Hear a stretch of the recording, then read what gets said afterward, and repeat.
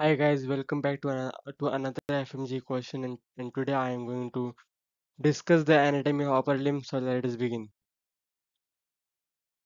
I have got a question for you all guys. Boundaries of quadrilateral space include all except teres major muscle, long head of triceps brachii muscle, neck of humerus or deltoid muscle. So pause and try to answer this question.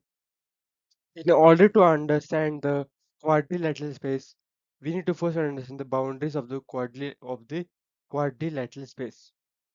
So make a peace sign with your hands and orient your fingers as shown in the diagram. Have you done it? Okay, I guess you have done it. So the index finger of the left hand indicates teres minor muscle. Middle finger of the left hand indicates teres major muscle. Index finger of the right hand indicates the humerus or lateral head of the triceps brachii muscle, and the middle finger of the right hand indicates the triceps long head. Okay. Now let us look at the boundaries of the quadrangular space. Okay.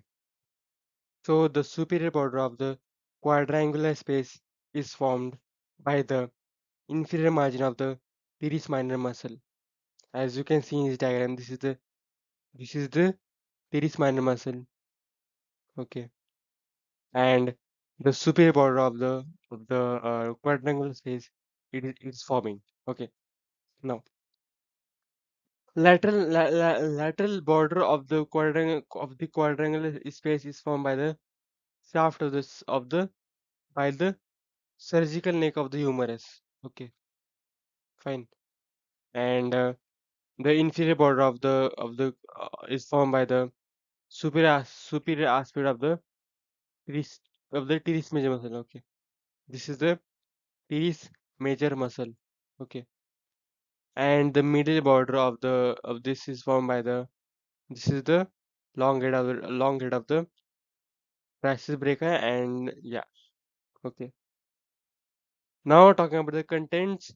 So it is a passageway that allows structures to travel between the axilla and posterior compartment of the upper arm. It contains axillary nerve and posterior circumflex, humeral, artery, and vein, and it is of huge clinical importance. Okay. Now, guys, I am sure that you might have answered to this question. So the answer to this question is deltoid muscle, as I have discussed.